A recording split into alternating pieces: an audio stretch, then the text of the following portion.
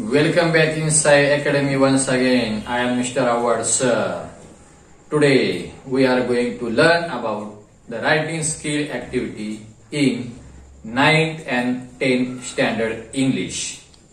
तर चला विद्यार्थी मित्रांनो, आज आपण इयत्ता 9वी आणि 10वी क्वेश्चन नंबर 7 ट्रान्सलेशन भाषांतर 5 मार्क्स हा क्वेश्चन आज आपण कशा पद्धतीने सोडवणार आहात पेपर मध्ये याविषयी आपण माहिती आपल्या व्हिडिओच्या माध्यमातून जाणून घेणार आहोत। ट्रान्सलेशन इयत्ता 8वी 9वी 10वी आणि 11वी 12वी इंग्लिश पेपर मध्ये सुद्धा विचारला जातो। आज आपण 8वी ते 10वी माध्यमिक स्तरावर क्वेश्चन नंबर 7 मध्ये 5 मार्कासाठी विचारला जाणारा यामध्ये कशा पद्धतीने हा फॉर्मॅट आहे आणि कसा प्रश्न सोडवावा हे आपण पाहणार आहोत। Before watching this video please don't forget to subscribe my channel English for you.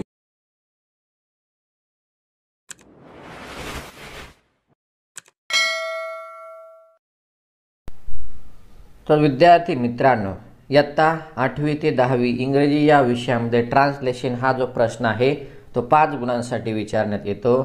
हे जे ट्रान्सलेशन आहे हे 3 प्रकारे आपल्याला एसएससी बोर्ड पॅटर्नच्या प्रश्नपत्रिकेमध्ये करावे लागते। त्यामध्ये पहिला आहे जे वर्ड्स म्हणजे शब्द, सेकंड सेंटेन्स म्हणजे वाक्य आणि थर्ड आहे ते म्हणजे प्रवार। त्यालाच और आपण इडियम म्हणजे म्हणी किंवा वाक्प्रचार अशा सुद्धा पद्धतीने आपण म्हणतो। म्हणजे या 3 प्रकारे ट्रान्सलेशन जे आहे भाषांतर हा जो क्वेश्चन आहे तो आपल्याला सॉल्व करायचा आहे। हा नवीन पद्धतीनुसार नवीन पॅटर्ननुसार आपल्याला कशा पद्धतीने तो सॉल्व करणार आहात आपण तो आपल्या एका व्हिडिओच्या किंवा ह्या एक्झाम्पल मार्फत आपल्याला ते पाहायचं आहे। मग वर्ड्स, सेंटेन्स आणि प्रोव्हर्ब किंवा त्याला इडियम या पद्धतीने हा प्रश्न आपल्याला सॉल्व करणं अपेक्षित आहे। म्हणजे आपल्याला आउट ऑफ मार्क कशा पद्धतीने याला पडतील हे आपण किंवा प्रथम याला आपण समजा वर्ड्स सेंटेन्स हे किती गुणांसाठी किती मार्क्ससाठी आहेत हे जाणून घेणं खूप महत्त्वाचं आहे की जेणेकरून आपल्याला त्यानुसार कसे प्रश्न येतात ते माहीत होईल। आता ट्रान्सलेशन जी मार्किंग स्कीम आहे ती पहा। नंबर 1 याच्यामध्ये क्वेश्चनमध्ये 4 वर्ड्स आपल्याला लिहिणं अपेक्षित आहे 2 मार्क्ससाठी। सेकंड आहे म्हणजे ते 2 सेंटेन्स 2 वाक्य लिहायचे 2 मार्क्ससाठी आणि थर्ड आहे प्रोव्हर्ब किंवा त्याला इडियम्स आपण म्हणतो म्हणजे म्हणी किंवा वाक्प्रचार याच्यासाठी 1 मार्क। म्हणजे या पद्धतीने हा जो 5 मार्क क्वेश्चन आहे याचं जे डिव्हायडेशन आहे ती मार्किंग स्कीम आहे ती आपण विचारात घेणं अत्यंत महत्त्वाचं आहे। पहिल्या क्वेश्चनमध्ये आपल्याला 4 शब्दांचं मराठीत भाषांतर करायचे। दुसऱ्या याच्यामध्ये आपल्याला 2 वाक्यांचं भाषांतर करणं अपेक्षित आहे आणि तिसऱ्या याच्यामध्ये एकच जी म्हण आहे किंवा वाक्प्रचार आहे त्याचं ट्रान्सलेशन आपल्याला करायचं आहे। सपोज एक्झाम्पल पहा या ठिकाणी ट्रान्सलेशन भाषांतर 5 मार्क्स क्वेश्चन नंबर 7 मध्ये हा क्वेश्चन आपल्याला विचारण्यात आलेला आहे। 7A मध्ये translate the following words into your medium of instruction any for 2 marks. म्हणजे प्रश्नाचं स्वरूप अशा पद्धतीने असणार आहे पहा। आपल्या मीडियम ऑफ इन्स्ट्रक्शन म्हणजे आपल्या मातृभाषेमध्ये आपल्याला दिलेल्या शब्दांचं कोणतेही 4 शब्द त्याचं भाषांतर करायचं आहे। फर्स्टली आपण एक काम करूया की जे शब्द आहेत त्याचं रीडिंग करूयात, आन्सर आपण नंतर पाहूयात। नंबर 1 आहे डिस्ट्रेस, सेकंड चेंज, थर्ड आहे तो वर्कशॉप, 4 आहे हॅबिट, 5 नंबरला आहे करेज आणि 6 साठी आहे वीक। म्हणजे आपल्याला याच्यामध्ये 6 विचारले जातील आणि आउट ऑफ 6 आपल्याला याने 4 याचा आन्सर लिहायचा आहे। या ठिकाणी तुम्हाला आन्सर आपण पुन्हा एकदा लिहून दाखवलेला आहे। डिस्ट्रेस म्हणजे दुःख किंवा क्लेश, चेंज याचं मीनिंग आहे बदल, वर्कशॉप कार्यशाळा, हॅबिट म्हणजे सवय, करेज धाडस किंवा त्यालाच आपण धैर्य म्हणतो आणि 6 वीक त्याला आपण अशक्त। या पद्धतीने हा जो 7A क्वेश्चन आहे की वर्ड्स म्हणजे शब्द आहेत त्या शब्दांचं मराठीमध्ये आपल्याला आपल्या मीडियम ऑफ इन्स्ट्रक्शनमध्ये आपल्याला भाषांतर करणं अपेक्षित आहे।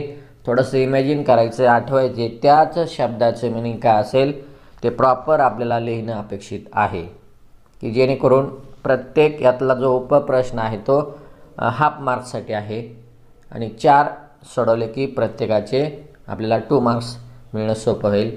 आता 7B मध्ये बी क्वेश्चन कसा असेल पहा, translate the following sentences into your medium of instruction any two 2 marks. याही मध्ये 2 वाक्य आपल्याला सोडवणं अपेक्षित आहे। यामध्ये 4 दिलेले असणार आहेत। त्यातलं 1 पाहूया आपण। Trees provide us fruit, oxygen and timber. Second, trees are our best friends. Third आहे we should not cut down trees. 4, it's our responsibility to save trees. या पद्धतीने सपोज एक्झाम्पल आपण घेतलेलं आहे आणि परीक्षेला याच पद्धतीने कोणतेही जे 4 सेंटेन्स आहेत ते विचारण्यात येतील आणि तुम्हाला जे इझी वाटतील त्यापैकी 2च तुम्ही सोडवले तरी चालतील, कारण ब्रॅकेटमध्ये सूचना आहे एनी टू आणि क्वेश्चन पेपरमध्ये सुद्धा याच पद्धतीने तुम्हाला ऑप्शन दिलेले असणार आहे। 4 पैकी तुम्हाला जे इझी वाटतील त्याचा प्रॉपर नंबर टाकून तुम्हाला जर 2 परफेक्ट येत असतील तर तुम्ही ते 2च लिहिणं अपेक्षित आहे। मग आता ह्याचं प्रत्येक 1 बाय 1 आन्सर, आता या ठिकाणी आपण जे 4ही दिलेले आहेत 4 याचा आन्सर तुम्हाला मी या ठिकाणी जे त्याचं जे ट्रान्सलेशन होईल ते दाखवणार आहे। तुम्हाला परीक्षेमध्ये 2च फक्त लिहिणं अपेक्षित आहे। नंबर 1 पहा, trees provide us fruit, oxygen and timber. त्याचा मिनिंग होईल वृक्ष आपल्याला फळे, प्राणवायू आणि लाकूड देतात। सेकंड आहे trees are our best friends. वृक्ष आपले सर्वात चांगले मित्र आहेत। 3, we should not cut down trees. आपण वृक्ष तोडू नयेत। 4 आहे it's our responsibility to save trees. वृक्ष वाचवण्याची जबाबदारी ही आपली सर्वांची आहे। या पद्धतीने 4ही वाक्याचं भाषांतर मराठी जे ट्रान्सलेशन आहे ते आपण दाखवलेलं आहे। तुम्हाला परीक्षेला यातली कोणतीही जी 2 सोपी वाटणारी जी वाक्य असणार आहेत तीच लिहिणं अपेक्षित आहे। 4 लिहून आपला वेळ वाया घालवण्यापेक्षा जर परफेक्ट आपल्याला येत असेल 2, कोणतीही सोपी तुम्ही निवडू शकता। अशा पद्धतीने हा 7B जो क्वेश्चन आहे, सेंटेन्स जे वाक्य आहेत त्याचं ट्रान्सलेशन आपल्या मीडियममध्येच म्हणजे आपल्या मातृभाषेमध्ये करणं अपेक्षित आहे। थोडासा विचार करायचा आहे या ठिकाणी आणि इमॅजिन करून त्या शब्दाचा किंवा त्या लाईनचा, त्या वाक्यांचं प्रॉपर जे मीनिंग आहे ते आपल्याला या ठिकाणी लिहिणं अपेक्षित आहे। ऑब्जेक्टिव्ह टाईप हा क्वेश्चनमध्ये मोडला जातो, त्यामुळे याला इतर म्हणजे सविस्तर उत्तर लिहिणं अपेक्षित नाही। ॲप्रोप्रिएट आणि प्रॉपर लॉजिकलच आपल्याला आन्सर याला देणं अपेक्षित आहे। आणि या प्रकारामध्ये ट्रान्सलेशनमध्ये आउट ऑफ मार्क पाडण्यासारखी ही ॲक्टिव्हिटी आहे आणि हा प्रश्न जो आहे हा सर्वात शेवटी विचारला जातो। त्यातला 7 मधला सी जो आहे तो पहा, translate the following idiom proverb into your medium of instruction any 1 mark. यामध्ये आपल्याला म्हण किंवा जे वाक्प्रचार असतात ते 2 दिलेले असतात आणि त्या 2 पैकी आपल्याला एकच सोडवायची आहे। एनी 1 ब्रॅकेटमध्ये सूचना आहेच, परीक्षेला सुद्धा येणार आहे। त्यातलं वाक्य पहा आपलं नंबर 1 आहे अ friend in need is a friend in deed आणि सेकंड आहे all that glitters is not gold.